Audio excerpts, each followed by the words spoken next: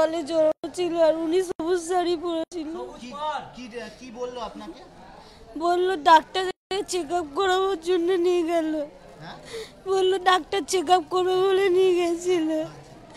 নিয়ে যাওয়ার পর আমাকে নিয়ে গেল ওইখানটায়। আমি ভেতরে ঢুকলাম, ঢোকার পর আমি বেরিয়ে এসেছি।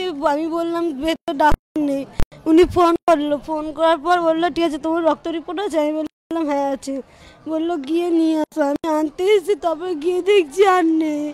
আগে দেখেছেন? হ্যাঁ, এর আগে একবার দেখেছিলাম। আচ্ছা, আর আপনাকে কি বললো, কোথায় নিয়ে যাচ্ছে? চেক আপ করানোর জন্য। কিরম দেখতে ভদ্রমহিলাকে? ফর্সা করে, একটু লম্বা আছে, একটু হালকা মিডিয়াম মোটা আছে। হ্যাঁ। কত বয়স হবে? ওই 48-30 এমনি। আগে কি করতে আসতো? আমি জানি না কি করতে আসতো।